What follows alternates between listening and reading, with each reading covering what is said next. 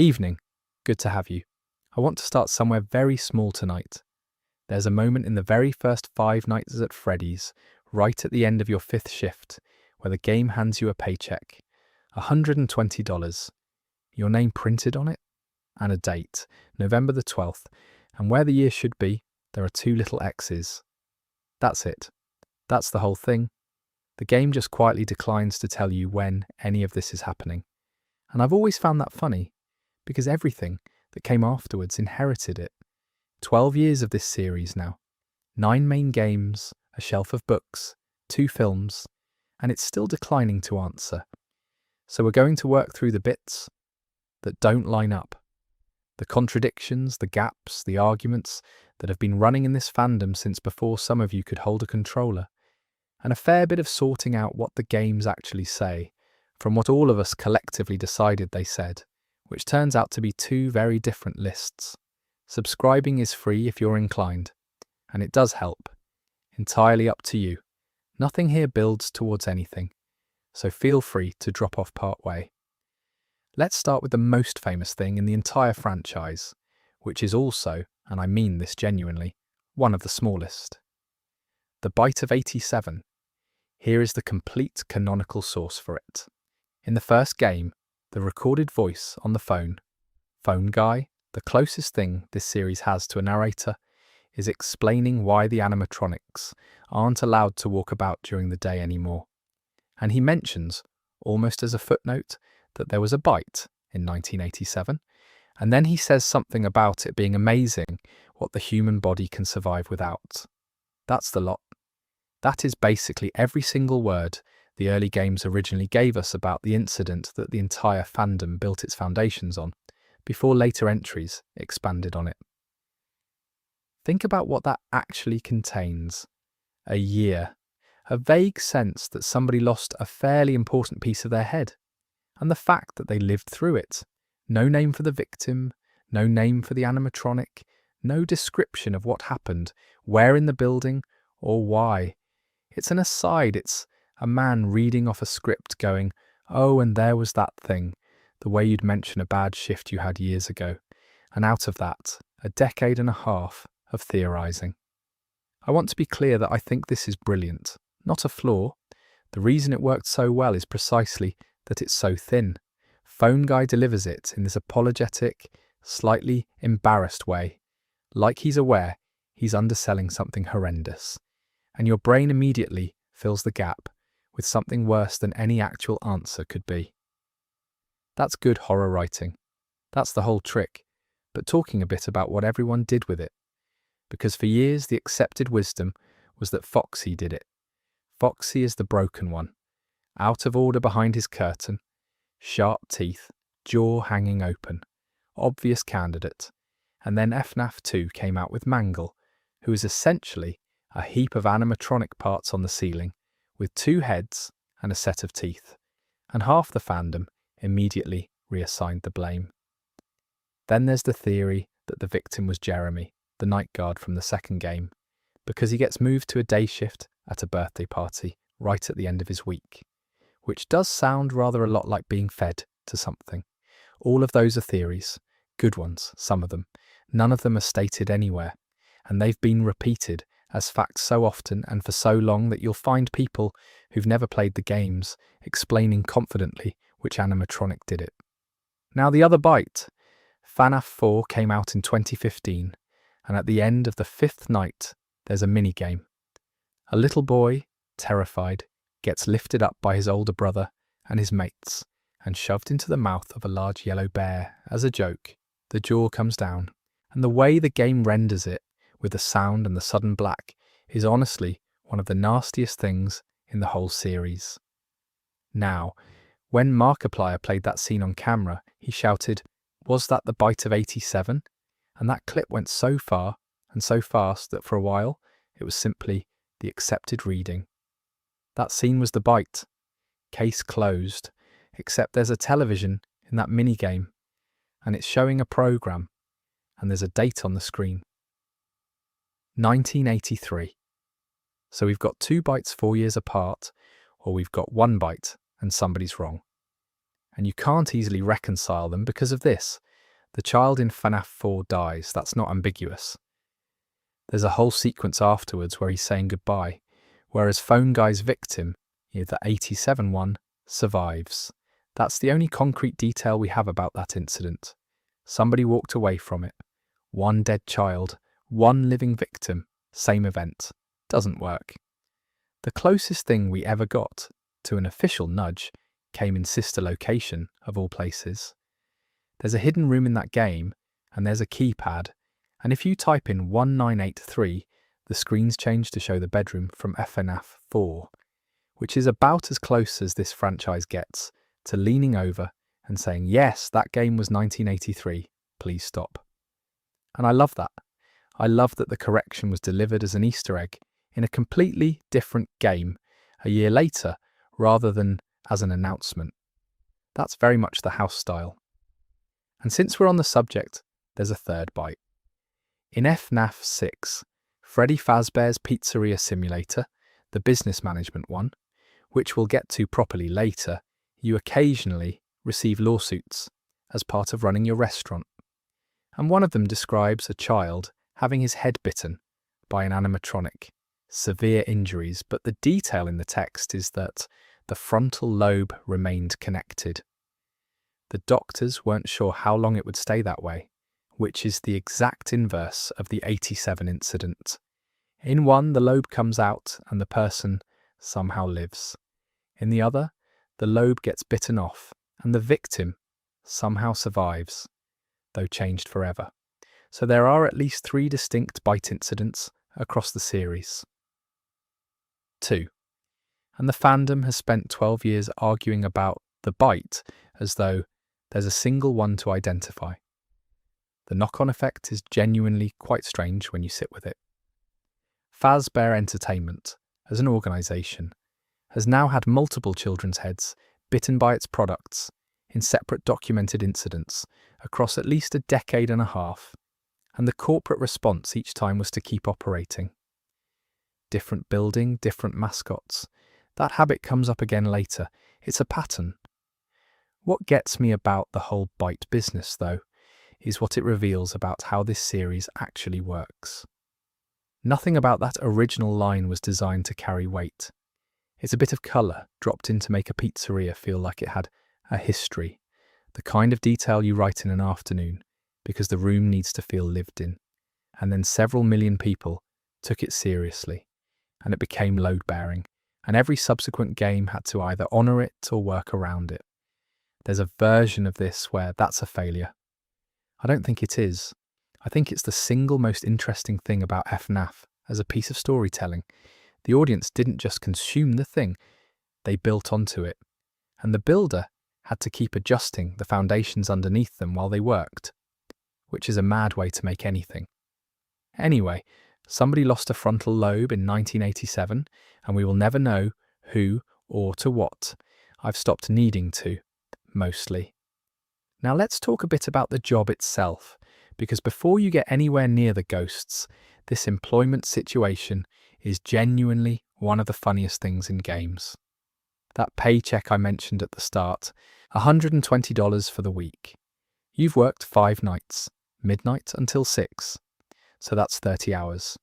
$4 an hour, which is, and I want to be careful here because people get very technical about this, below minimum wage. Not marginally, not in a grey area, below the federal floor for basically any year the game could plausibly be set in. And what I adore is that the fandom will not let this go. There are people who have done the tax arithmetic. Genuinely. The argument goes that the check would be issued after deductions, and if you assume a 15% federal bite, then the actual pre-tax figure creeps up to something closer to $4.70 an hour, which drags it back into the realm of legal. And you know what? Fine, that might well be right. But I find something wonderful in the fact that thousands of people looked at a horror game about haunted robots and thought, hold on, is this employment lawful? That's affection, that is. That's love. There's a smaller wrinkle in there that I like even more. If you survive the 6th night, you get a second check. and that one is for 50 cents more.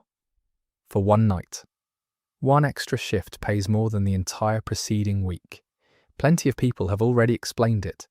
It's almost certainly just an oversight, a number typed in a hurry, and I think that's a lovely thing to leave in the game forever. Then there's the welcome message, which is the part where I properly start grinning. When you first pick up the phone, the recording that greets you includes a corporate disclaimer, and it explains, in this bright, apologetic, everything's fine tone, that Fazbear Entertainment isn't responsible for damage to person or property, and that in the event of death or dismemberment, a missing persons report will be filed within 90 days, once the premises have been cleaned and bleached and the carpets replaced. 90 days, bleached, carpets. The delivery is what makes it. It's read exactly the same way as the bit about the free pizza, and I think that single passage tells you more about what this company is than any amount of law. They have a procedure for this. Somebody wrote that procedure. Somebody in an office at some point worked out the order of operations for a staff death and decided that the carpets came before the paperwork. I don't know. It's the funniest thing in the series, and it's in the first 2 minutes. Now the power. Let's talk about the power, because this is the one that nags at me. The building runs on a finite supply. You start each night at 100%, and everything you do drains it. Checking the cameras drains it. Closing a door drains it. Leaving a light on drains it. And when it hits 0, the doors open, the room goes dark, and Freddy comes and finds you. Fine as a game mechanic. Brilliant, actually. It's the whole tension of the thing. But sit with it for a second, as a building. This is a commercial restaurant in a town with a limited electrical supply, and the game never clearly shows any actual mains connection. Why is there a nightly allowance? Why does closing a door, a physical object that once shut requires nothing to remain shut, cost electricity for the rest of the night? What's it doing? Is something holding it? And why is there a fan? There's a desk fan in your office. It runs the whole night. It uses power. You can't turn it off. In a building where the electricity is so scarce that running out of it will kill you, there is a fan on your desk that you're not permitted to switch off. I think about that fan more than is reasonable. The best answer anyone's ever landed on is that it isn't the building's power at all. It's some kind of separate emergency circuit for the night shift, which almost works, except nothing in the game says so, and it doesn't explain the fan either. Then FNAF 2 arrives, and Fazbear Entertainment, having had a workplace incident so severe that a child lost part of his brain, responds by opening a new location with no doors at all. None. The office has 2 open corridors and a vent, and your entire defense is a Freddy Fazbear mask that you hold over your face. That's it. That's the safety upgrade. They took away the doors and gave you a mask. There's a version of that decision that makes sense. The doors were expensive. The toys have facial recognition. We've got a criminal database now. It'll be fine. And the game does gesture at that. But the practical effect is that the company's response to a mauling was to remove the barriers between the guard and the machines. And this next one is the real hole, I reckon. Structural rather than fiddly. This chain keeps reopening. Fredbear's Family Diner. Freddy Fazbear's Pizza. A second Freddy Fazbear's Pizza. Circus Baby's Pizza World. Fazbear's Fright. Freddy Fazbear's Pizza Place. A shopping centre the size of a small airport with the same mascots on the front of it. Different names, same bear, same basement, same outcome. Children disappear, employees die. The building closes, and 18 months later, there's a grand opening with balloons out front. At no point does a regulator appear. No inspector, no licensing board, no local authority quietly noting that this specific company has now been associated with more child deaths than most wars. The lawsuits do show up, eventually, in FNAF 6, but as a game mechanic, they arrive in your inbox while you're deciding whether to buy a new stage. You can just take the hit and carry on. Legal liability is a resource you manage, like floor space, and I find that funny rather than annoying, because it's so plainly not the point. Nobody's writing a story about corporate accountability here. But once you notice it, the entire franchise starts to read as a slow-motion documentary about the least regulated industry in fiction. The thing that saves all of it, honestly, is that the job feels real in the ways that matter. The tedium of it, the little office, the swivel chair, the tablet, the cheap poster on the wall, the sense that you're doing something boring for not enough money at an hour when nobody sane is awake. That part is dead accurate, and it's why the horror lands. Everything around it is nonsense. But the chair is right. I want to describe a thing to you, and I want to do it without any story attached, because the story keeps letting it off the hook. Imagine a costume. A big yellow rabbit or a big yellow bear, doesn't matter. Full bodysuit, oversized head, the kind of thing a bloke in a theme park wears. Now imagine that inside that costume there is also a complete animatronic. Motors, joints, a metal frame, all the machinery needed to make it walk and talk and turn its head on a stage. Both. At once, in the same shell. And the way this works, the way it's actually explained in the games, is that all of that machinery is held back against the walls of the suit by spring-loaded catches. Win the springs, latch them, and the metal folds itself out of the way. Now there's room for a person. You climb in, you do your shift entertaining children, you climb out, you release the springs, and it goes back to being a robot. That's a spring-lock suit. And I want to be absolutely clear that a company mass-produced these and put them in rooms with toddlers. Because here's what happens when the latches slip. Every piece of that machinery snaps back into its resting position simultaneously. And you're in the way, all of it, at once, at speed, through whatever part of you happens to be occupying the space. There is training material for this in the games, actual in-universe instructional recordings, and the advice is genuinely, sincerely the following. Be careful of moisture. Don't breathe too heavily. Don't lean against the walls. Don't touch the spring locks. Don't breathe. There was a room in a building, somewhere in this fictional company, where adults sat around a table and approved a garment in which exhaling is a hazard, and then presumably went to lunch. And it's not a one-off prototype. These things were in service, multiple locations, multiple units, for years. There's a whole strand of the law about employees being trained on them, being warned about them, being told to be careful. Being careful was only part of the safety protocol. Not redesigning it, not scrapping it, just do try not to sweat. Now, in fairness, there is a version of the reasoning that holds up. If you're a small company in the early 80s and you want a mascot that can both perform autonomously on a stage and also walk around shaking hands, then one shell that does both is cheaper than two. That's a real logic. Companies genuinely do make decisions like that. It's just that the failure mode here isn't it breaks down and we lose a day of trading. The failure mode is a person dying inside a rabbit. There's a genuinely clever bit here, and it took the series until 2025 to get there. Secret of the Mimic came out in June of that year, and it goes back to 1979, earlier than almost anything else in the franchise, and centres on a man called Edwin Murray. Murray ran his own outfit, Murray's Costume Manor, and he was contracted by Fazbear Entertainment. And the game establishes that he designed the original characters. The interior of the diner, Freddy, Bonnie, Chica, Foxy, all designed by Edwin and Fiona Murray. His designs were then altered, the characters were made creepier, and the spring-lock mechanisms were changed by Afton, which is, I think, one of the better retroactive fixes this series has ever pulled off. Because it doesn't hand-wave the problem.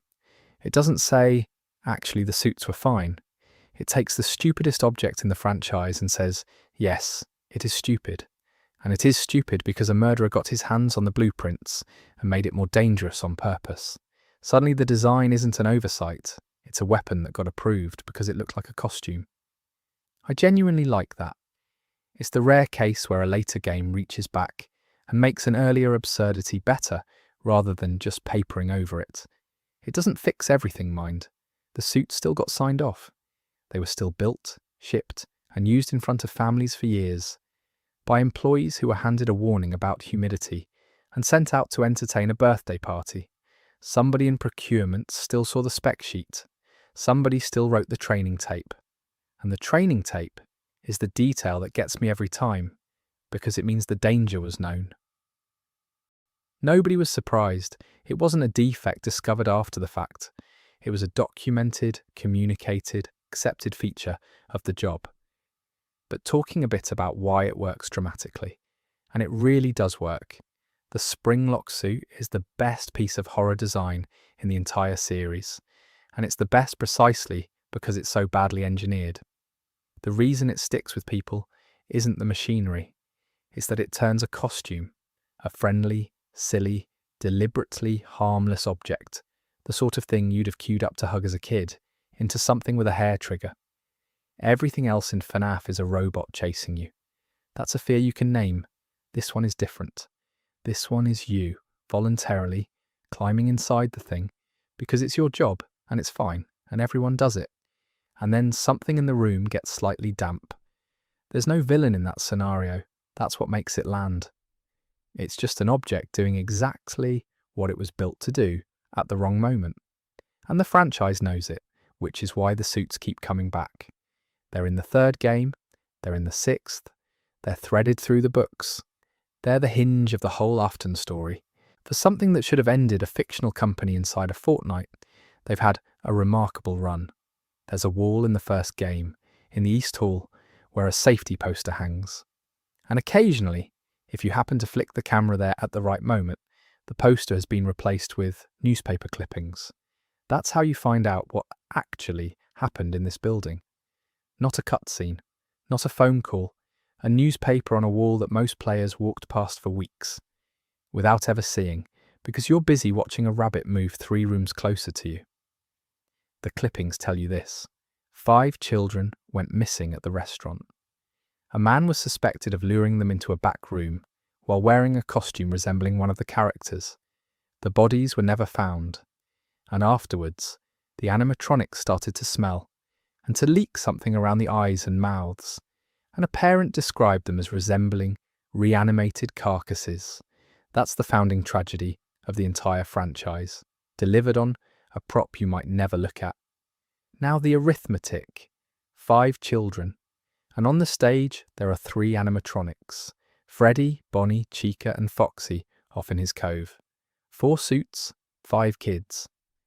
The answer the series eventually arrives at is Golden Freddy, a 5th character who isn't part of the band, who has no stage, who appears in your office as an empty heap and vanishes if you look at the cameras. He's the odd one out in every possible sense, and that's the point. But it does mean that the count only balances because of a character who exists outside the roster. Now, the names Gabriel, Jeremy, Susie, Fritz, Cassidy. If you've spent any time in this fandom, you'll know those 5 names by heart, and you'll know which animatronic each of them ended up in. Gabriel is Freddy, Jeremy is Bonnie, Susie is Chica, Fritz is Foxy, Cassidy is Golden Freddy. And I want to be honest about where those come from, because this is my favourite example in the whole series of the fandom doing the author's job for him. There is no single moment in any game where somebody says the 5 children were called Gabriel, Jeremy, Susie, Fritz, and Cassidy. It doesn't exist. That list was assembled, pieced together, over years from the endings of the 3rd game, where the names appear alongside the heads of specific animatronics. From the survival logbook, which is a physical book you can buy that's presented as an in-universe notepad and hides answers in the margins. And later, from Help Wanted 2, where you light torches on a row of gravestones, and the names are right there. So the names are real, they're just not delivered. They were excavated, Cassidy in particular is a great case. The strongest evidence for that name being attached to Golden Freddy comes from puzzle solving in a logbook, and from a character in Ultimate Custom Night, who is only ever referred to by a scrambled string of letters. That's not a reveal, that's a scavenger hunt. And the fandom did it, agreed on it, and it's now simply true. Nobody argues about it anymore. Then there's Charlie, and Charlie breaks the count. Charlotte Emily is the daughter of Henry, the co-founder, and she was killed before the 5.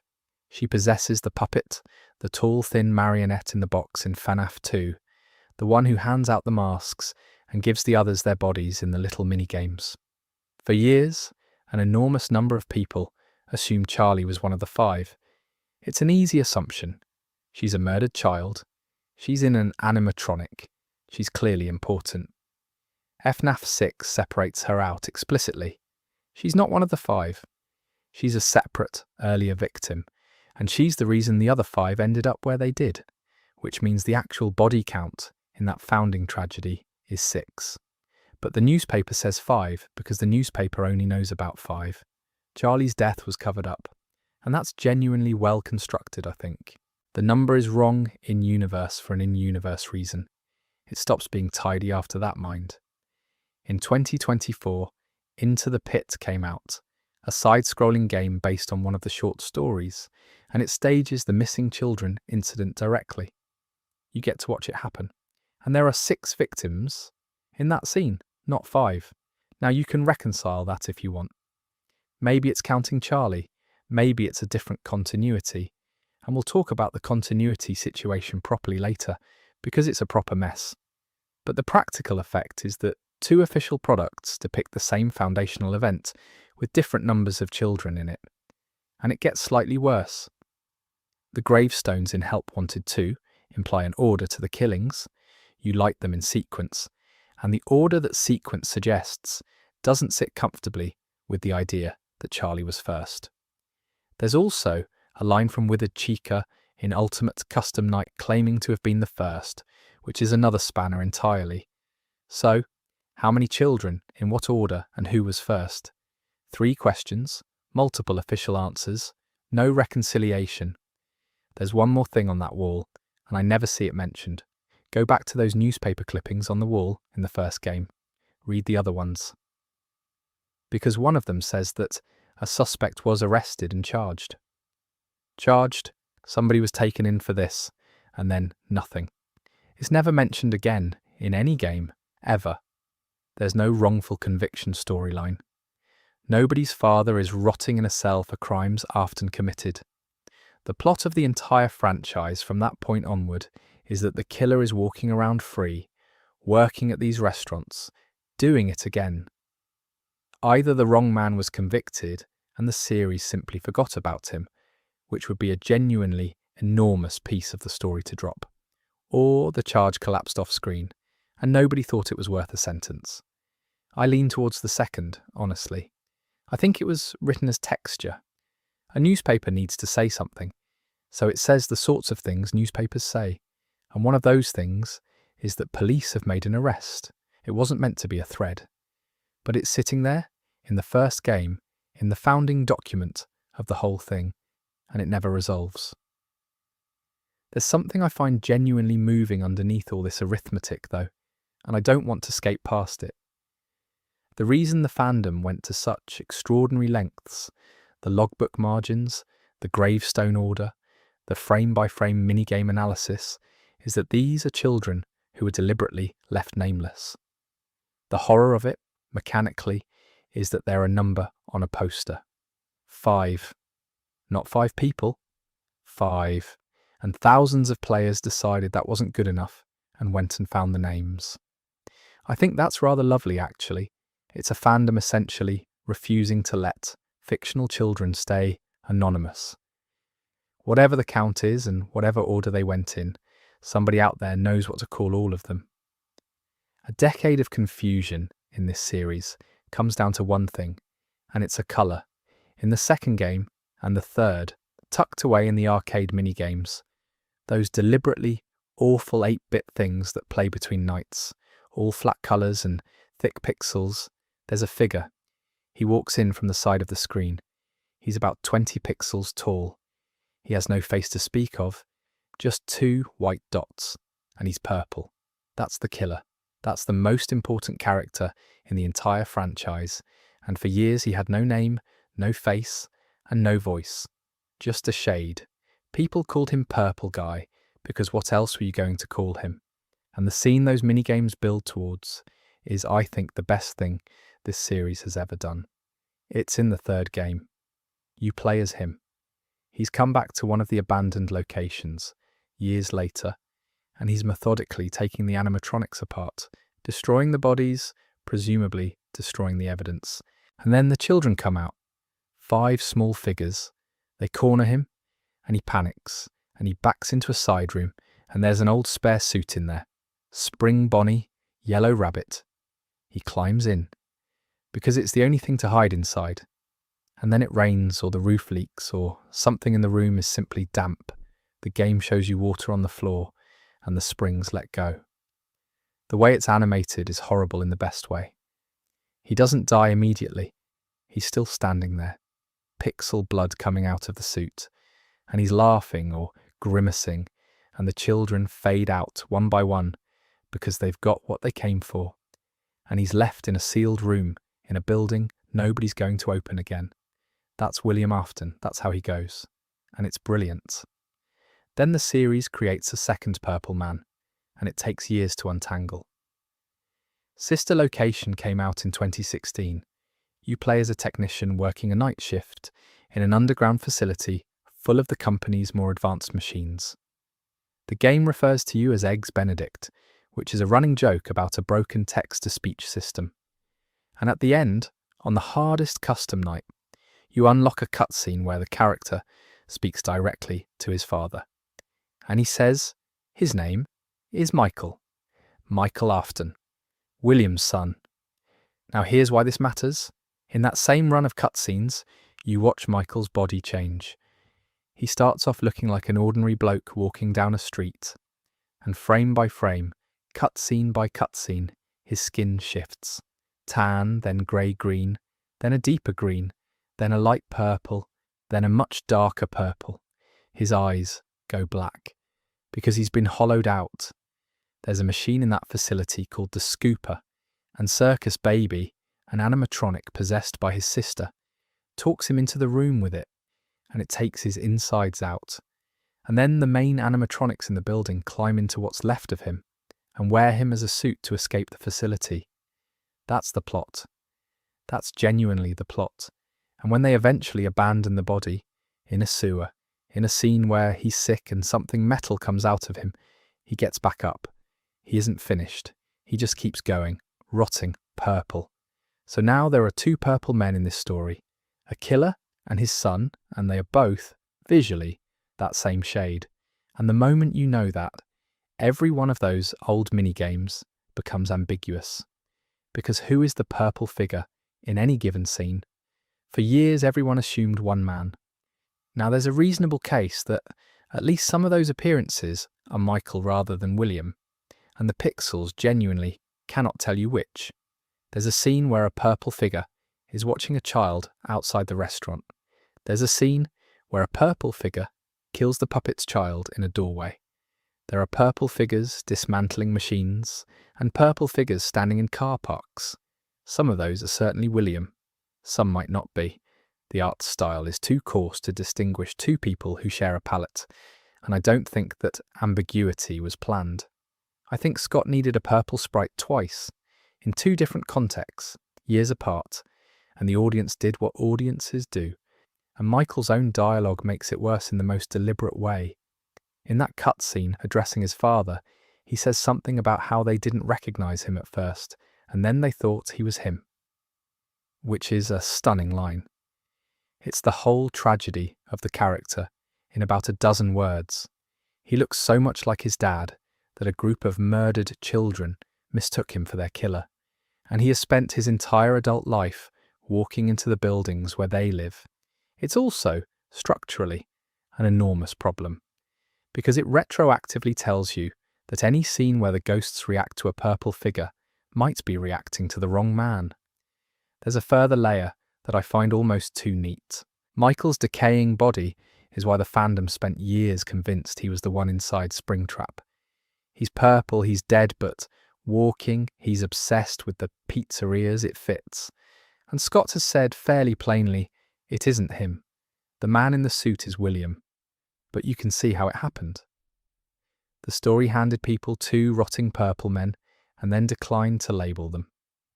I want to say something a bit softer to finish this one, because it's not really a complaint. The reason all of this tangles so badly is that the character work here is genuinely good. William Afton is one of the more effective villains in games, specifically because you never see his face and never hear him explain himself. And Michael is a genuinely tragic figure, a man who did something cruel to his little brother as a child and has spent decades walking into haunted buildings trying to make it right, in a body that stopped working years ago. Those are strong ideas, they're just wearing the same colour, in a game engine that couldn't tell them apart. Right, let's come back to those two little X's on the paycheck, because I mentioned them at the start, and then wandered off, and they're worth a proper look. You've almost certainly heard that the first game takes place in 1993. It's stated as fact constantly. It's in article after article. If you asked 100 FNAF fans what year the original game is set in, most of them would give you that number without hesitating. It isn't in the game. The check shows November the 12th, and where the year goes, there's a placeholder. 2 characters, redacted essentially. So where does 1993 come from? It comes from us. It's a calculation. The reasoning goes like this. Paydays tend to be Fridays. He's just worked a 5-night week. So November the 12th is probably a Friday. Now go and find the years where November the 12th falls on a Friday. Between 1990 and 2009, you get 1993, 1999, and 2004. Then bring in the wage, $4 an hour, and check it against the minimum wage table for each of those years. And 1993 fits best. That's it. That's the whole derivation. A day of the week and a wage table.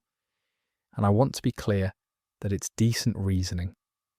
It's the sort of thing I'd have been delighted to work out on a slow evening myself. But it is reasoning, not evidence, and it's been repeated so often that it's hardened into a fact that the game's never asserted. The second game then turns up and puts a spanner in it. FNAF 2 also gives you a paycheck. Jeremy's this time, and that one has a full date on it. 11/12/87. Same day, same month, different year spelled out.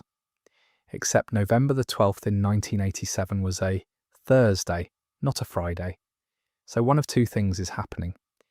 Either the guards at these restaurants are paid on different days of the week for no reason, which is possible but odd, or, and this is almost certainly it, the paycheck graphic was reused. Same asset, same date, year swapped, because the second game came out 3 months after the first, and there was one man making it, which is the honest answer. And I think it's also the funnier one, because if you take the Thursday as the anchor instead of the Friday, the whole calculation shifts. Now you're looking at 1992, or 1998, or 2009 for the first game. There's a fairly persuasive case for 1992 knocking around, on the grounds that the second check is dated the 13th, and Friday the 13th is exactly the kind of joke a horror developer would make. So the answer to when is the first game set is somewhere between 1992 and 2004, depending entirely on which day of the week you decide the fictional payroll department preferred. Since we're on the subject of the second game, there's another thing about it worth mentioning, which is that it's a prequel and hardly anybody realised for months. It came out 3 months after the first. It's called 5 Nights at Freddy's 2. Everything about the packaging says sequel, and it opens with a grand reopening newspaper and shinier animatronics, which reads as newer, but it's set before. The animatronics you see in the first game are sitting in a back room in the second, in bits, waiting to be refurbished. The whole thing is earlier, and the giveaway that everyone glossed over is that Phone Guy is still alive. He dies in the first game, you hear it happen on the fourth night, and it's genuinely one of the most upsetting audio moments in games. And then he's back, cheerfully explaining the mask in a game released 13 weeks later. The reason he sounds identical, incidentally, is that Scott Cawthon voiced him. There was no casting to redo. One bloke, one microphone, one continuity headache. The third game arrives and says 30 years later. 30 years after what, though? That's the question that quietly wrecks every timeline attempt. 30 years after the first game? After the second? After the restaurant closed? And if so, which restaurant? The horror attraction in that game is built on the remains of a Freddy's, and it's staffed by people who talk about the whole thing as urban legend, which suggests a proper gap. But anchoring that gap to a specific point requires you to have already settled a date the game's declined to give you. So you're using an uncertain number to build on an uncertain foundation. And the whole community has been doing exactly that cheerfully for a decade. Here's the thing I keep coming back to with the timeline, and I mean it as a defense rather than a criticism. The first two games came out 3 months apart. The first 4 came out inside a year. The series holds a Guinness record for it. Most sequels released in a single year. Nobody sitting down in the summer of 2014 to make a small horror game about a pizzeria was constructing a 30-year multi-generational family saga. The dates on those paychecks were set dressing. They exist because a paycheck needs a date on it, the way a newspaper needs a headline. And then several million people treated them as primary evidence and built a continuity out of them, and every subsequent game had to live inside the shape that produced. The timeline wasn't planned and then obscured. It was assembled backwards by everyone at once out of props, which is why it doesn't close and why it never will. And honestly, at this hour, that's rather a comforting thing to know. There's no correct answer you're failing to find. There's just a man who needed to put something on a check and then typed 2 X's instead. In September 2017, Scott Cawthon went on Reddit and said something that I don't think he realised would still be causing trouble years later. He said that across everything up to that point, the first game through Sister Location, 6 games, he had made exactly one true retcon. One. He said he wasn't changing things at will. And he added, in an edit, that it had been integrated so seamlessly that most people hadn't noticed, and that if it had caused confusion, he'd have addressed it. He never said which one it was.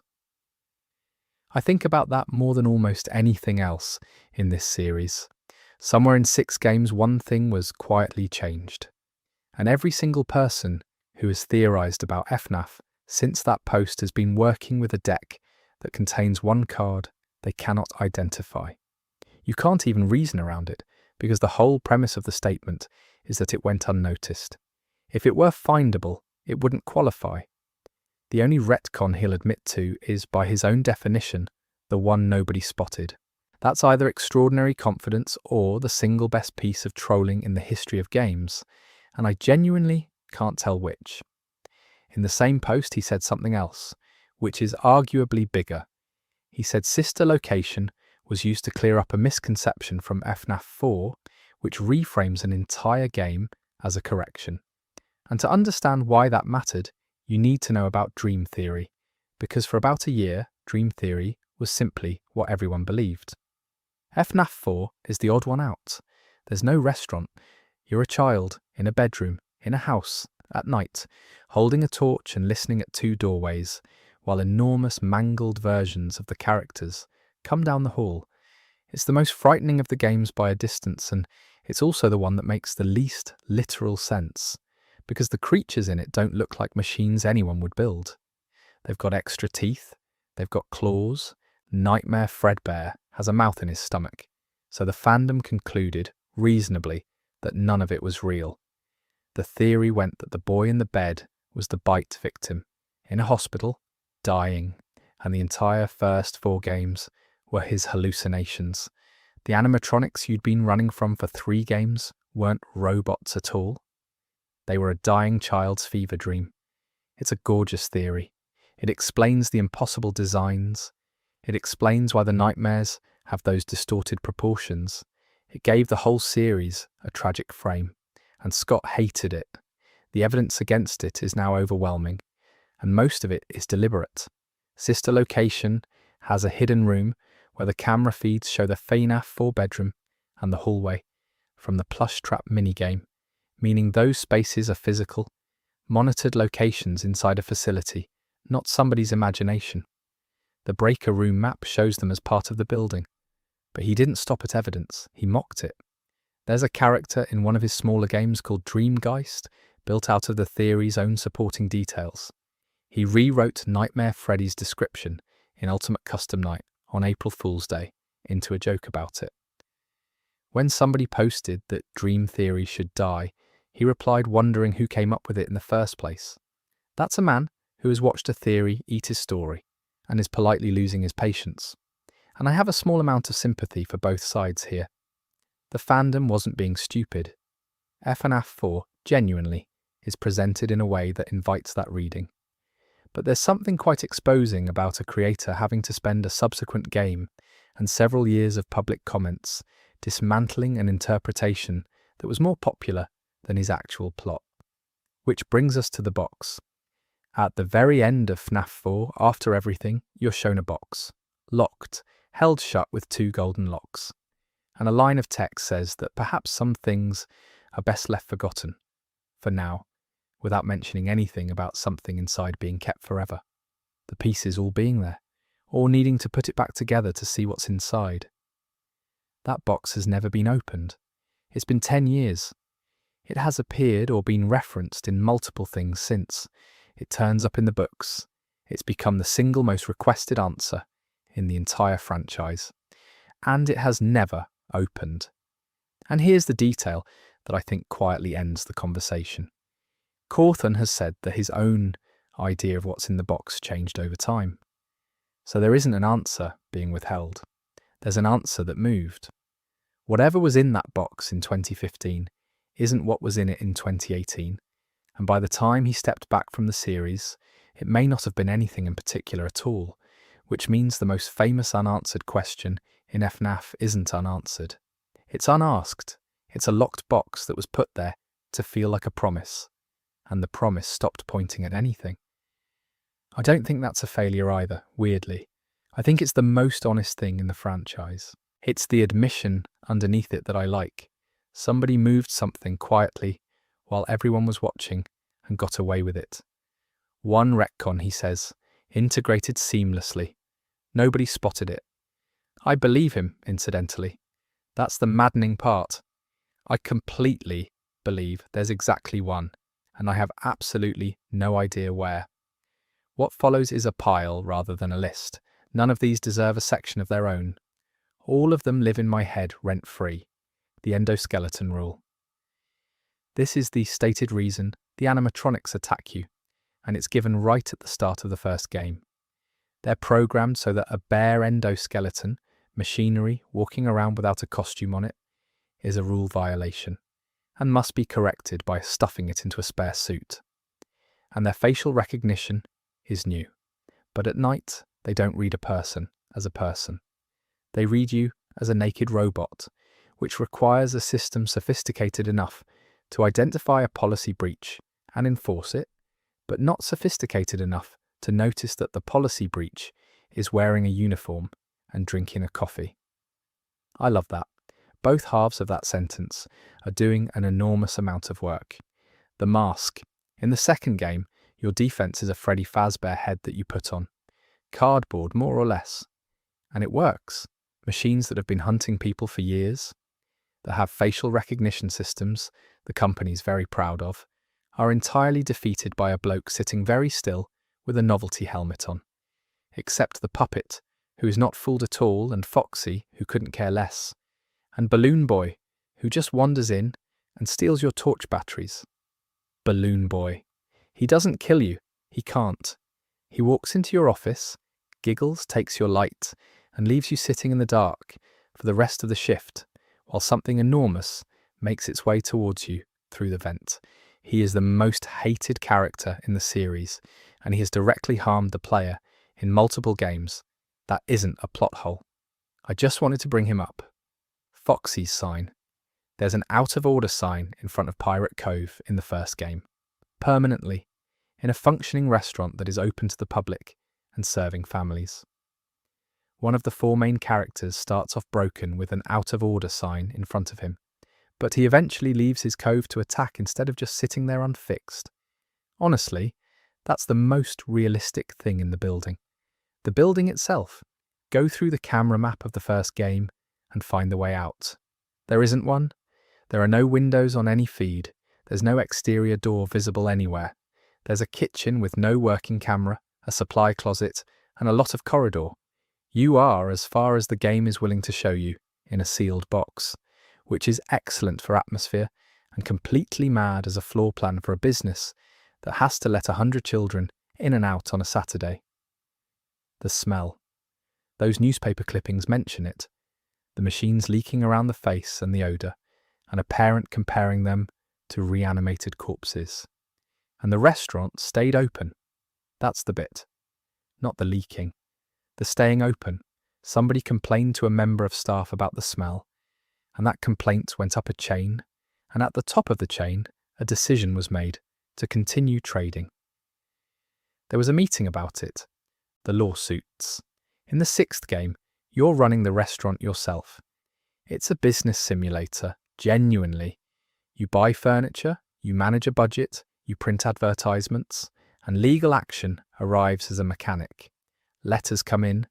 You can invest in safety upgrades to reduce liability risk, or you can take the hit and keep your money, which turns the entire moral catastrophe of the franchise into a line item. There is a difficulty setting for how much child endangerment you're comfortable with, and you salvage animatronics from an unnamed source. Things turn up at the back door in the middle of the night, and you decide whether to strip them for parts. No paperwork, no provenance, just a machine in the dark that may or may not sit up. Phone guy's job description. He tells you across 5 nights that the animatronics will try to kill you, that a previous employee lost a frontal lobe, that the suits contain crossbeams and wires that would cause discomfort and death, and that you should be careful. And he says all of it in the manner of a man leaving handover notes about the photocopier. The corporate naming. Fredbear's Family Diner. Freddy Fazbear's Pizza. Another Freddy Fazbear's Pizza. Circus Baby's Pizza World. Fazbear's Fright. Freddy Fazbear's Pizza Place. And eventually, a shopping centre with a laser tag arena and a golf course in it. Same bear on the front every time. Same basement problem every time. And one of them opens with an announcement in the local paper. I said earlier that the thing that saves all of this is that the job itself feels real. The same applies here, actually. Every one of these details is silly, and every one of them is silly in a very specific way that people recognise. The sign nobody moved, the complaint that went nowhere, the safety briefing delivered like a weather report, the company that rebrands rather than fixes anything. None of it is how a haunted pizzeria works. All of it is how an organisation works. And that's why they've all stuck around in the fandom for a decade, while genuinely important plot points have faded. Nobody's arguing about the endoskeleton rule because it's important. They're arguing about it because it's funny, and because somewhere out there is a version of it that almost makes sense, and finding that version is a nice way to spend an evening. There's a speech at the end of the 6th game that I still think is the best writing in the entire franchise. Henry Emily, the co-founder, Charlie's father, a man who has been off stage for the whole series, has spent the game running a fake business. The restaurant you've been building isn't a restaurant. The salvage you've been accepting at the back door wasn't random. It was bait. He advertised, deliberately, in a way that would draw the remaining haunted things to one address. And when they're all inside, he locks the building and sets it alight. and then he talks. To all of them. He addresses the machines by what they used to be. He speaks to his daughter and tells her that it's over, and that she can rest. He speaks to Afton, trapped in that suit since the day the springs went, alive in some sense that the games never define, and tells him that he's not walking away from this one, that they're going to burn together, and that this place will not be found. And he includes himself. He's in the building. That's the point. He's not surviving this either. It's a real ending, not a cliffhanger dressed up as one. It's written by someone who intended to stop. That deserves a moment before we go anywhere else. That speech gives every murdered child in this series a resolution, gives the villain a fate, and gives a grieving father a way to put down something he's been carrying since the first game. There aren't many horror franchises that manage a genuinely earned ending. That's one. The problem is that we'd already been told it wouldn't work, because the third game ends with a fire too. Fazbear's Fright, the horror attraction built out of scavenged remains, burns down, and Springtrap survives it. That's established plainly after the credits. The building goes and he doesn't, so by the time Henry strikes the match, the series has already demonstrated that this exact method fails on this exact target. Security Breach came out in 2021, and the whole thing reopens. There's a shopping centre now, an enormous one, a mega pizzaplex, with an arcade and a rock stage and a bowling alley. And underneath it, buried, is the pizzeria from the sixth game, the one that burned, the one that was never meant to be remembered. And there's a figure down there in a charred suit, plugged into a charging station, which is where I have to be honest about how I feel, because I've gone back and forth on this for years. The complaint writes itself. Once a story establishes that its antagonist comes back from anything, no ending can land. Every subsequent climax is provisional, and it spends the emotional weight of that speech retroactively. You can't watch Henry say, "We're going down together," the same way once you know there's a version of Afton in a basement, 4 years later, with a socket in his back. That's a real cost. It isn't a small one. But there's a defense, and I rate it higher than most people do. The line the character keeps returning to, across multiple games, is that he always comes back. It's said flatly. It's said as a fact about him rather than a threat. And it isn't really about the machinery of resurrection. Nobody in these games has ever explained how he survives. And I don't think anyone's meant to. It's about what he is. He's the thing that doesn't stop happening to this family and this town. He is, functionally, a recurrence. Grief doesn't close either, and neither does the harm somebody does to a community. It comes back when the building gets rebuilt. It comes back when somebody buys the property and thinks the past has been dealt with. Read that way, the fire isn't supposed to work. The fire working would be the lie. And there's a version of Henry's speech that gets sadder rather than weaker under that reading. A man who has planned meticulously for years, who has thought of everything, who says out loud that this is the end of it, and who is wrong, not because he was careless, because the thing he's fighting isn't the kind of thing that ends when a building does. I don't think the series has ever resolved which of those two things it wants to be. And I mean that as an observation rather than a criticism, because the tension is right there in the text and it's never been settled. The ending is written as final. The law says nothing is final. Both are load-bearing, and they pull against each other every time somebody lights another match. There have now been, by my count, at least 3 separate occasions where a building full of this company's history has burned down with the intention of ending the story. 3. And each time the property gets cleared and something gets salvaged, and eventually somebody puts a new sign up, which is either a failure of nerve or the single most consistent thing in the entire franchise, depending on how generous you're feeling at this hour. I'm feeling fairly generous. Let's talk about how the haunting actually works, because there are 3 competing explanations running at the same time, and they don't agree. Start with the version the games give you, because it's the older one, and it's the one most people know. In the second game, Between Nights, there's a mini-game called Give Gifts, Give Life. You play as the puppet, Small pixel children are lying on the floor, and you walk to each one and give them a present. And then you go back around and give each one a mask. The mask is the face of an animatronic. And when the last one's placed, the screen changes. That's it. That's the mechanism. A grieving thing walks around a dark room putting faces on dead children so they'll have somewhere to be. It's told in about 40 seconds with no dialogue, and it's one of the most affecting things in the series. Nobody explains what's happening. You just do it. And by the third child, you've worked out what you're doing, and it's horrible. So the rule, as established, a child dies inside or near a machine, and something binds them to it, and they stay. Fine. Consistent, emotionally legible. Then Remnant turns up. Remnant is the series' attempt to give all of this a physical basis, and it appears mostly in blueprints and side material rather than dialogue. The idea is that a soul can be held in metal, and that if you heat the metal to the right temperature, it becomes a liquid you can extract and move around. Described as looking like bubbling mercury, which means possession stops being a haunting and becomes an industrial process. You can decant it. There's a machine for it, the same one that hollowed a man out, which we've already been through.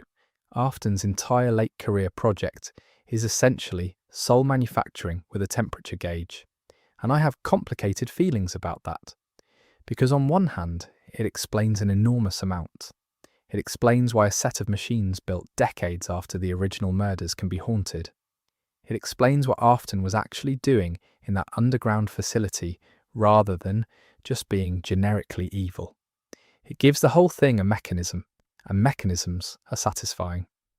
On the other hand, it drains something out of it. The minigame with the masks works because it's unexplained. The moment you can measure the thing, it stops being grief and starts being a resource. There's a version of this franchise where a man in a lab coat is calibrating a soul extractor, and that version is much less frightening than a marionette putting faces on children. There's a third rulebook, and it comes from the books. In the short stories, the operative concept isn't souls at all. It's agony.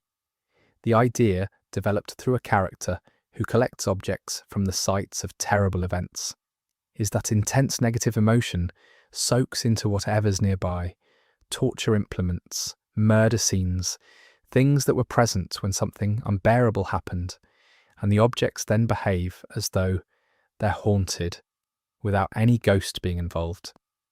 That's a completely different model. Under the game's rule, a dangerous animatronic contains a person. Under the book's rule, it contains a residue. One is somebody trapped. The other is a stain that learned to move. Both are in print. Both are official. And they produce very different readings of the same object. If you're standing in front of a hostile animatronic and you ask what's inside it, the honest answer now depends on which shelf you got your information from. It might be a child called Susie. It might be liquefied remnants somebody poured in on purpose. It might be nothing at all, just the accumulated agony of a room where something happened, doing an impression of a person. There's a further wrinkle in all this that doesn't reconcile.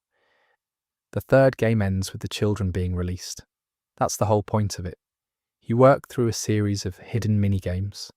You gather the spirits, you get them to a table, there's cake, and one by one they put on masks and go. It's called Happiest Day, and it is, no exaggeration, one of the most gentle endings in horror games. Nobody is avenged, they're just allowed to stop, and then they come back. Not all of them, and not always in the same form, but the souls that were laid to rest at that table appear again, in later material, in later machines, in later buildings, which either means the release didn't take, or means the thing that was released wasn't the whole of them, or means the rules changed between products. I've never seen anyone reconcile that satisfyingly, and I've read a lot of people trying. My own reading, for what it's worth, is that it's a rulebook problem rather than a story problem. The masks and cake version came first and was built for emotion. The remnant version came second and was built to make later games possible. The agony version came third and was built because short stories need a mechanism you can explain in 20 pages. 3 answers, 3 purposes, 1 universe. And I think the first one is still the best one, honestly. Nothing in any blueprint has ever landed the way a marionette carefully placing a mask on a dead child does. Some things are worse when you understand them. There are, depending on how you count, either 3 or 4 Afton children, and the series has never quite committed to a number. Let's take them one at a time. Elizabeth. She's the daughter, and her death is the one the games actually show you the shape of. She was warned repeatedly to stay away from a particular animatronic, a clown-styled machine her father built, and she didn't, because she was a child, and it was a lovely bright thing with a lot of colours on it, and it had a compartment in its front designed to extend outward and take hold of a child. She's the one inside Circus Baby afterwards. That's fairly plainly established, and what makes it land is that her father built the machine that killed her. Not as an accident of design. It was built for that. She just wasn't supposed to be the one. There's a detail in her story I've never quite got over, which is the warning. Her father tells her more than once not to go near that machine. And in one of the little between-night sequences, you can hear her pleading again. It isn't neglect. He knew exactly what he'd built, and he told her to stay away from it. And she was a small child looking at something bright and colourful with a face on it. And of course she went. That's not a plot hole. That's just properly sad. And I think it's the best writing in that entire game. Then there's the boy in FNAF 4. The crying child. He's never named in a game. Not once. He's the one in the bedroom, and the one under the jaw in the bite minigame. And he's the emotional centre of an entire entry in the series. And he doesn't have a name. The fandom has proposed several. Some come from other continuities where a similar character exists under a different name, which is exactly the sort of cross-contamination that makes this fandom's evenings so long. There's no game line that settles it. Then Michael, who we've already met, the older brother, the one who put his brother in the bear's mouth as a prank and has been trying to fix things ever since. Then more recently, Gregory, the boy in Security Breach. And there's a whole strand of speculation about whether he belongs in this family at all, or whether he's something else entirely, or whether he isn't a boy. I'll leave that one alone tonight because it's genuinely unsettled and I don't want to present a theory as a fact. But you should know it's out there, and that people argue about it with some heat. Now, the timeline problem. Michael, at some point, works a night shift at a Freddy Fazbear's Pizza under an assumed name. That's the first game. That's the very first thing any of us ever played. And Michael also, at some point, works in the underground facility and gets hollowed out and spends years afterwards walking around in a body that has stopped being a body. So which came first? If the scooping happens before the first game, then a decomposing corpse successfully applied for a job at a family restaurant, passed whatever hiring process they have, sat in an office for a week, and collected a paycheck without anyone commenting. And if the first game comes first, then you have to explain a rather large gap in a man's employment history and account for what he was doing in between, and the character's stated motivation that he's going to find his father sits oddly against having already worked in the building where his father's crimes happened. Neither ordering is clean. The community has argued about it for the better part of a decade, and there are respectable people on both sides. There's a further wrinkle that I find quietly funny. The protagonist of the third game, the person you actually play, as in the horror attraction, is never identified. No name, no appearance, no stated fate. It's very widely assumed to be Michael, and that assumption is now so entrenched that it's printed in timelines, as though it were fact. It has never been confirmed. And here's the thing about the Afton family that I think is genuinely underrated. Take away the machines and the possession and the underground facilities, and what you've got is a domestic story about a family destroyed from the inside by a father, in stages, over years. One child dies because of something he built.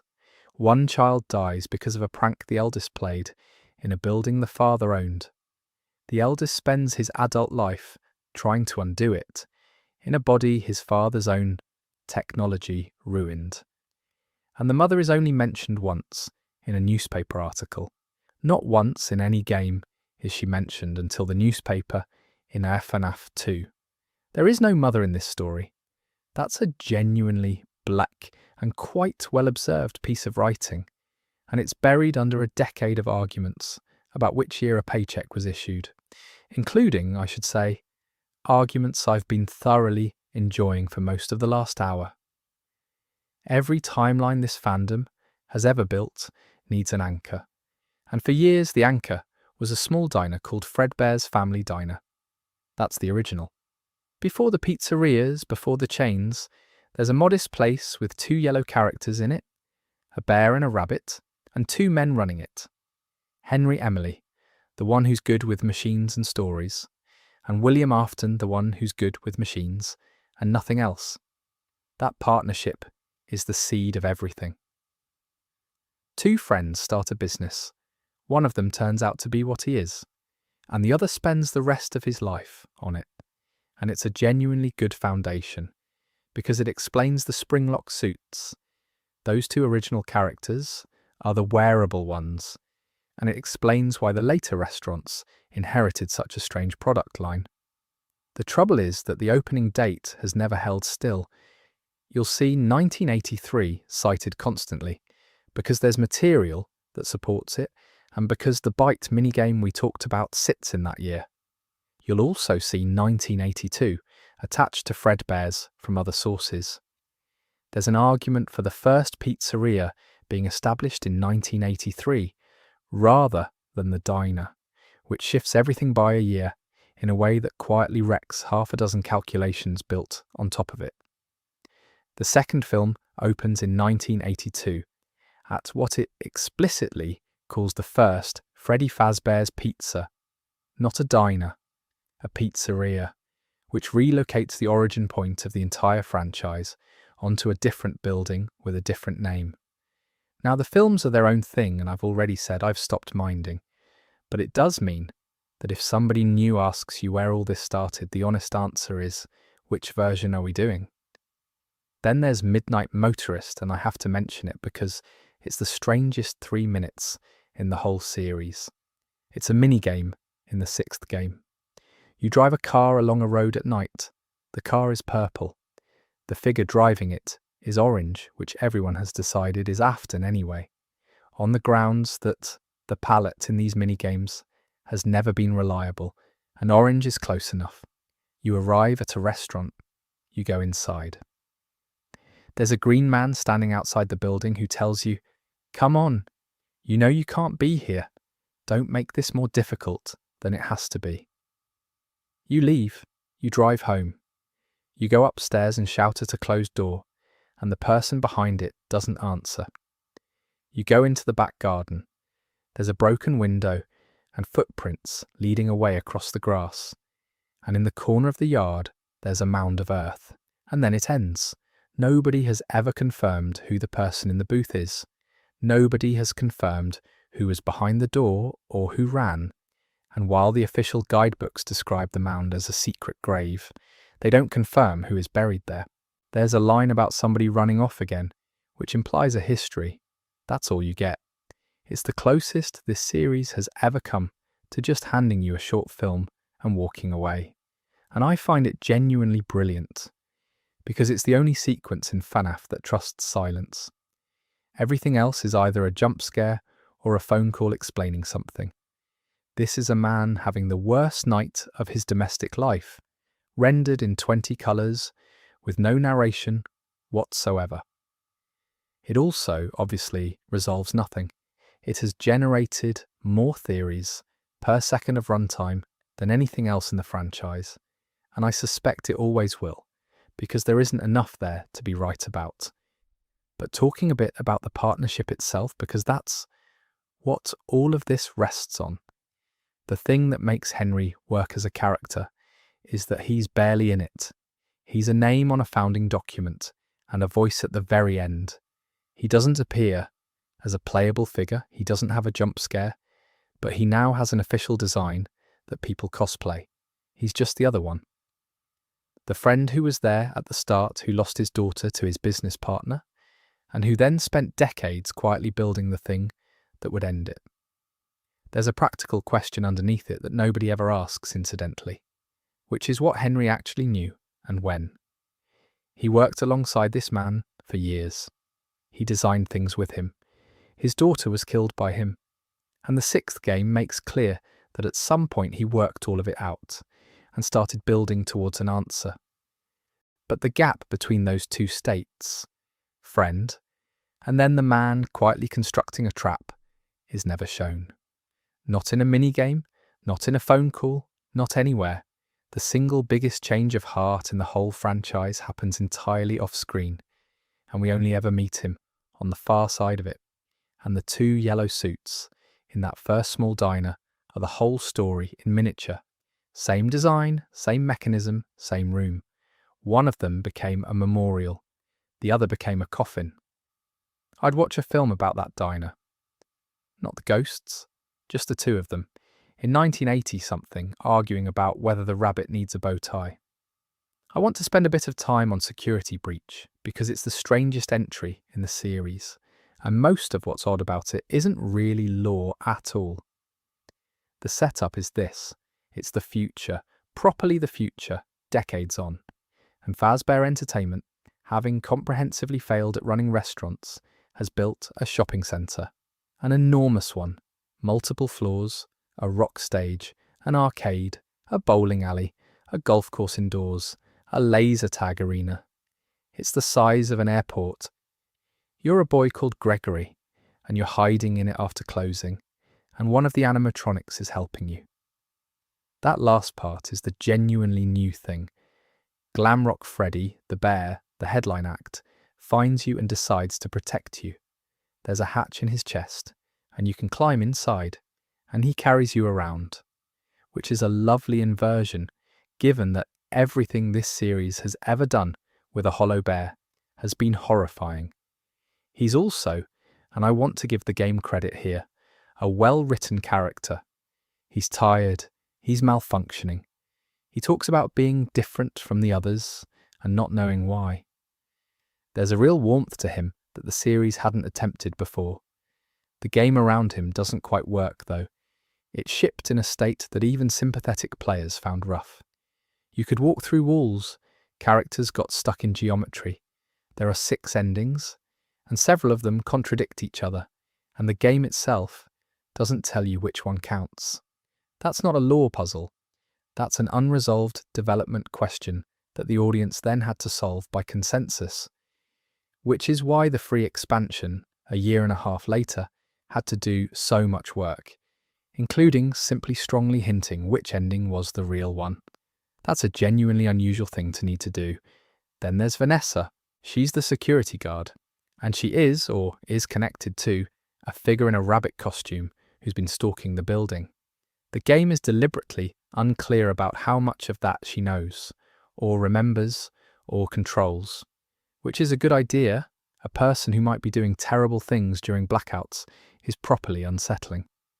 But the execution left an enormous amount ambiguous, and the surname question hangs over the whole thing. The films have made her Afton's daughter outright. The games have been considerably more coy, and here's my actual criticism of Security Breach, which isn't about plot holes at all. The reason FNAF worked was that it was small. 1 room, 2 doors, a tablet. You couldn't leave. The horror came from a fixed position and a dwindling resource, and from the fact that the thing coming for you was somewhere in a building you could see but not reach. A shopping centre is the opposite of that. You can run. You can hide. There's a whole floor over there you haven't been to yet, and the moment you can run, the fear changes shape into something more ordinary. I don't think that's a mistake exactly. You can't make the same one-room game 7 times, but something specific got lost, and I notice it every time I go back. There's a smaller thing I miss too, which is the tablet. In the early games, your entire relationship with the building ran through a screen on your lap. grainy, slow, and always a few seconds out of date. You sometimes saw a threat. You saw where it had been. That gap between the picture and the room was doing an enormous amount of work. In a building, you can walk around. That gap closes. You just look at things now, and looking at something is never as bad as knowing it was there a moment ago and not being sure where it went. What did survive, oddly, is the corporate texture. The mall is full of adverts and mascots and cheerful signage and pre-recorded announcements telling children where the toilets are. And underneath it, there's a basement with something charred in it. That's the same joke the series has been telling since the 90-day missing persons clause. The bright front of house and the horror in the back, separated by a staff door. They've never done anything better than that, honestly. Everything else in this franchise is set dressing on that one idea. Some characters in this series have been argued about for a decade, not because their story is unclear, but because nobody can establish the most basic facts about them. Here are my favourites. Mangle. In the second game, there's a character hanging from the ceiling that is essentially a heap. 2 heads, exposed wire, limbs in the wrong places. The in-game explanation is lovely and completely believable. It was a take apart and put back together attraction for toddlers, and the toddlers took it apart faster than staff could reassemble it. So eventually, they stopped trying. Which is a very good gag about children and about corporate resignation. But nobody can agree on what Mangle is. Whether it's a fox, whether it's a rebuilt version of the older fox, whether it's one entity or the remains of 2. And there's a long-running, slightly heated debate about whether Mangle has a gender at all, which the series has poked at deliberately. There's an official line somewhere along the lines of nobody being able to settle the argument, which is the developers cheerfully refusing to resolve it. I like that. I like a character whose defining trait is that you can't get a straight answer about them. Shadow Freddy, there's a black-purple bear that appears in the second game, in a room, sitting in a corner. If you look at Shadow Bonnie for too long, the game crashes. That's the entire mechanic. He appears randomly and vanishes when looked at directly. There's also a black-purple rabbit who does something similar, and whose name in the game files is an unpronounceable string of consonants that the fandom simply reads aloud as is, which I find delightful. There are people who will say that name out loud, in a video, in the middle of a sentence, as though it's a word. Neither of them is explained, ever. They appear across multiple games, they behave like glitches, and there's a reasonable case that they're meant to be. That they're the software equivalent of a haunting rather than a character. There's an equally reasonable case that they're specific people. 10 years, no answer. The toy animatronics. The shiny ones from the second game. New models, plastic faces, rosy cheeks, the works.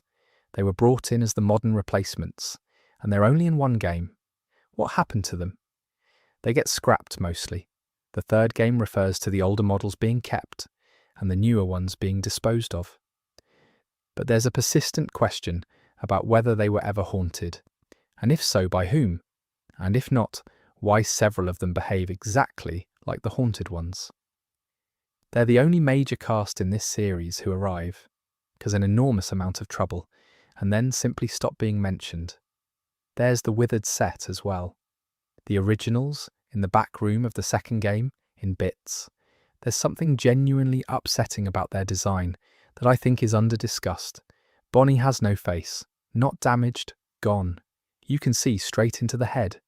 And they're just sitting there, in a storage room, waiting for a decision from head office about whether to refurbish or dispose, which is possibly the most horrible fate in the entire franchise when you sit with it. Not destroyed, not released, warehoused, and Golden Freddy, who I've already talked about in terms of arithmetic, but who deserves a mention on his own terms because of what he is rather than who. He isn't really an animatronic. He's an empty suit. There's no frame in there, the head sits at the wrong angle because nothing's holding it up. He appears in your office as a heap on the floor, and he isn't on any camera before or after because he doesn't travel. He simply is somewhere, and then he's somewhere else. Every other threat in the first game moves through the building. You can watch it happen. That's the whole tension. Golden Freddy ignores the building entirely. I've always thought he's the single best designed thing in the series, for exactly that reason. Everything else obeys rules you can learn. He doesn't, and there's never been an explanation offered for why not. And here's what these all have in common, which I think is worth naming. None of them are plot holes in the strict sense. Nothing contradicts. It's just that the series has a habit of introducing something with an enormous amount of visual personality and then declining to say what it is. Mangle gets a shape and a sound and no identity. The shadows get a colour and a crash.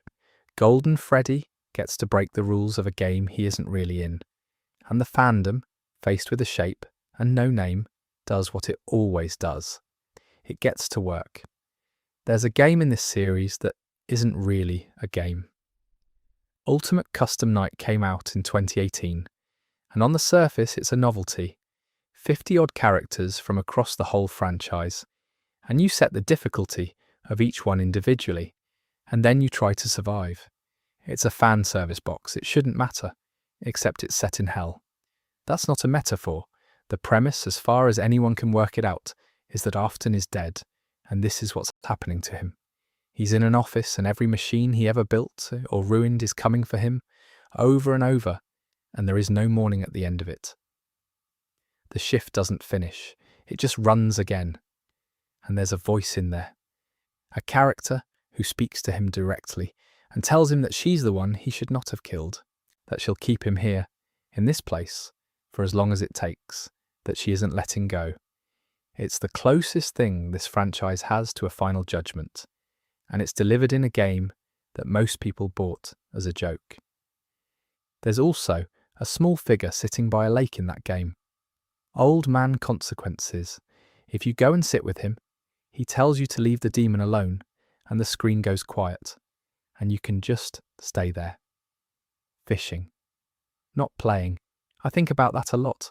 In the middle of the most chaotic game in the series, there's a corner where you're allowed to opt out and sit by some water and stop.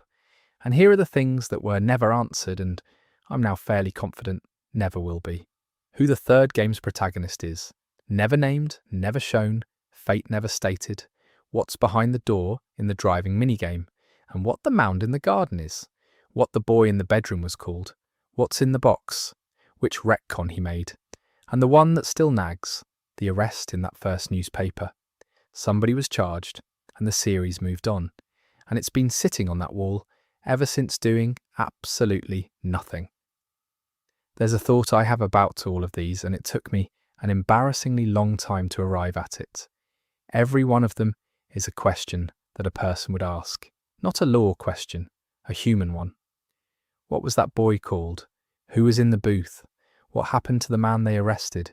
Where's the mother in all this? The series is very good at answering questions about mechanisms.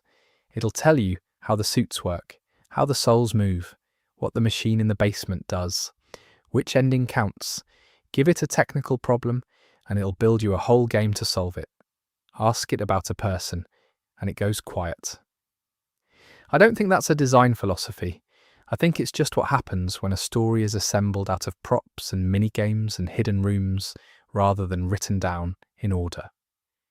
Mechanisms leave evidence. People don't. The suit has a schematic.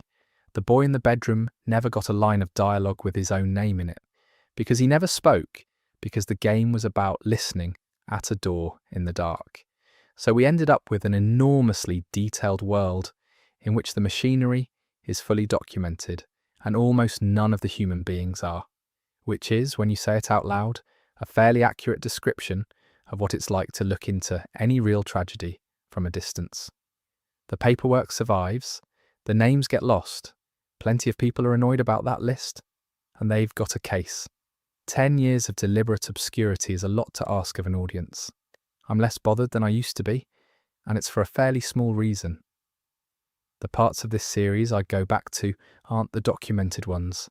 They're the marionettes with the masks and the empty suit that ignores the building, and the man driving home at night, past a house with a light on upstairs.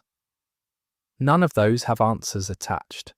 That's probably not a coincidence, though I wouldn't want to make too much of it at this hour. The box is still locked anyway. And I've stopped minding. I've mentioned the underground place a few times now, without properly describing it. And it deserves its own go because as a workplace it makes everything else in this series look reasonable. Circus Babies Entertainment and Rental. That's the name on the door, more or less. The business model, as far as anyone can establish, is that you can hire an animatronic for your child's birthday party. They come to your house, you pay by the hour, and the facility where they're stored is underground. Not in a basement, underground. You get in via a lift that takes so long to descend that there's a whole recorded introduction to fill the time, and then a maintenance crawl space, and then a series of sealed rooms. There is no ordinary way in or out. There's no reception. There's no loading bay for the animatronics you're allegedly renting out. How does anyone hire one? How does it get to the party? Nobody has ever satisfactorily explained how a machine gets from a sealed vault 60 feet down to a semi-detached in the suburbs on a Saturday afternoon.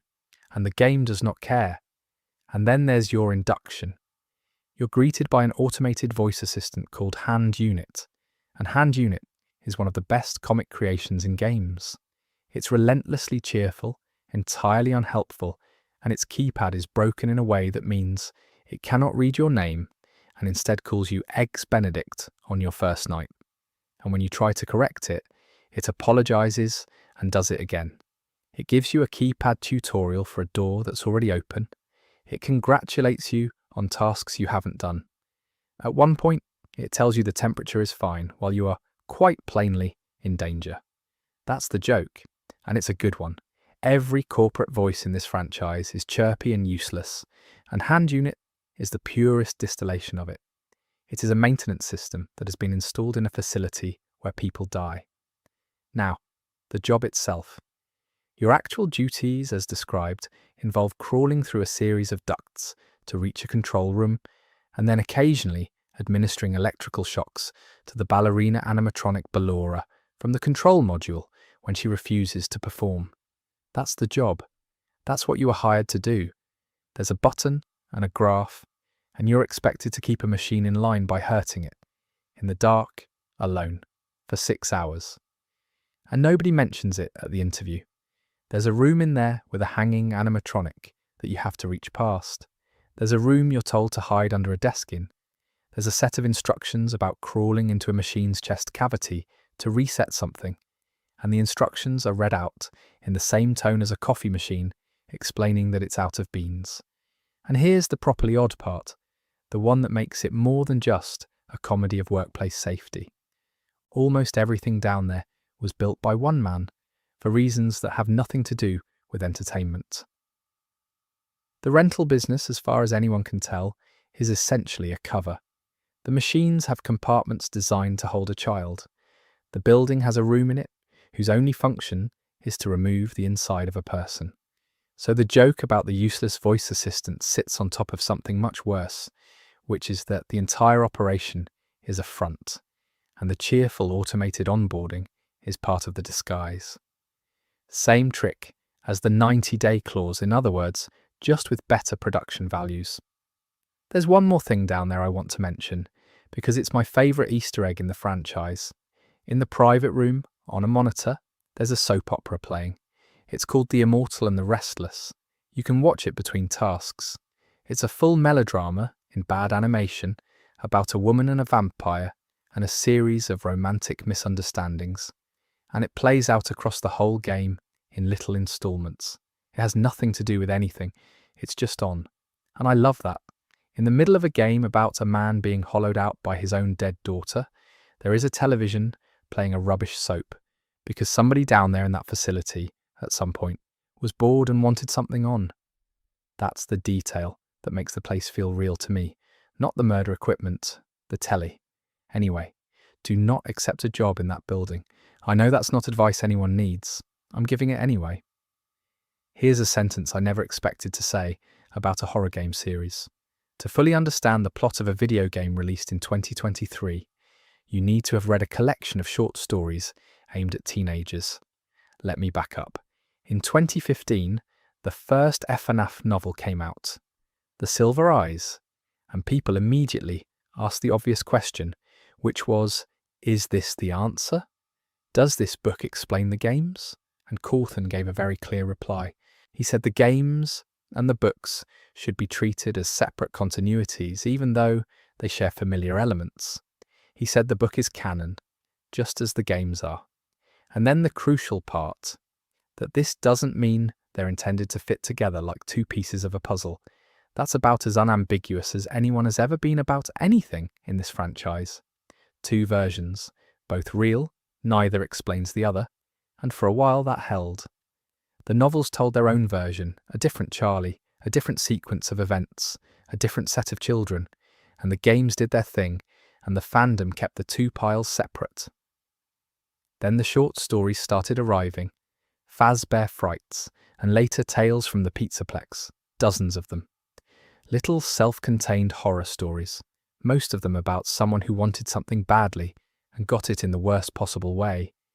Some are genuinely good, some are aggressively strange, and they were all officially off to one side. Except they weren't, because concepts from them started leaking into the games, and one of them leaked all the way in. The Mimic. In the books, the Mimic is an endoskeleton, built by a man called Edwin Murray. He made it for his son, David.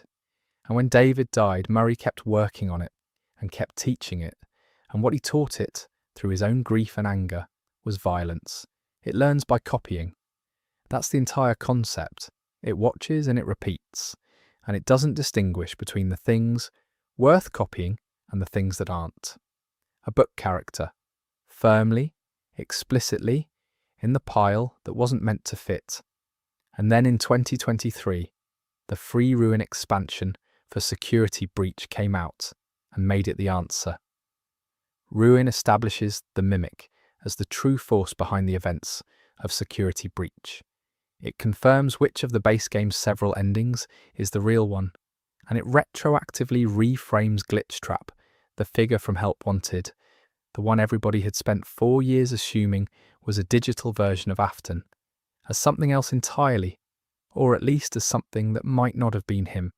And I want to be precise about why this is, to my mind, the single largest retcon in the entire series, larger than anything in the Scott era. It doesn't change an event. Nothing that happened stops having happened. What it changes is who was responsible for things players had already personally experienced. You spent a game being stalked by something you believed was the series' central villain, and years later you're told it may have been a different entity wearing his shape. Which, given that the character in question is defined by copying other things, is a very neat piece of construction. Infuriatingly neat. It's almost too good an excuse.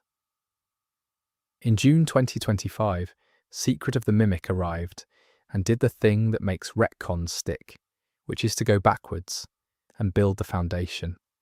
It's set in 1979, earlier than nearly anything else. You're told about a fictional Fazbear technician called Arnold at the end of a supposed 36-hour shift, sent to go and collect company property from a warehouse after a contractor stopped answering the phone. The warehouse is inside Murray's costume manor. The contractor is never actually named. Edwin Murray is just the guy who created the Mimic. And the lore fills in the whole picture. His workshop, his wife Fiona, his son, the designs he made for Fazbear Entertainment before any of the restaurants we know existed. So a character who originated in a paperback anthology now has a full origin game, set 2 decades before the first pizzeria, that is unambiguously part of the main series, which means the wall Cawthon put up in 2015 is gone. Not knocked down loudly, just quietly built through. And here's my honest position on it, because I've been fairly hard on this in the past and I've changed my mind. It works. It mostly works.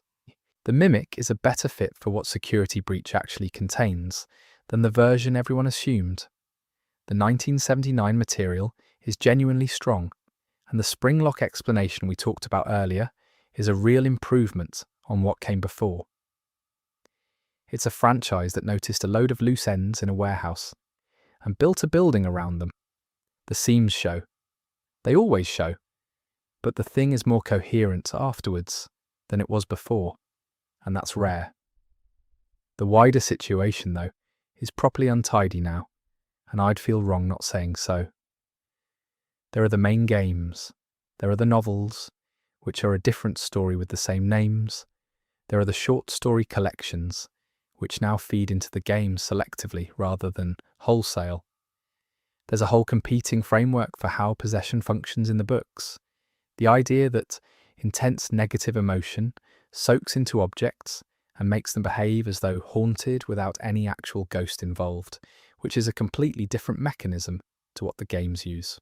So depending on which shelf you're standing at, the reason an animatronic is dangerous might be a murdered child, or it might be residue. And then there are the films, 2 of them now. The second came out in December 2025, made about $170 million worldwide against a budget somewhere in the 30s to 50s, and got a fairly comprehensive kicking from critics, without that appearing to matter in the slightest. And they've rewritten a great deal. Afton's death happens differently. Vanessa is his daughter, which is not how the games have it.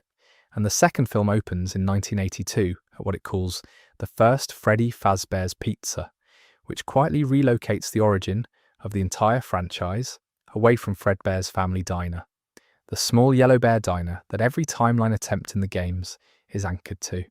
That's not a small change. That's moving the first brick. But the films are their own continuity, and they're allowed to be, and I've stopped minding.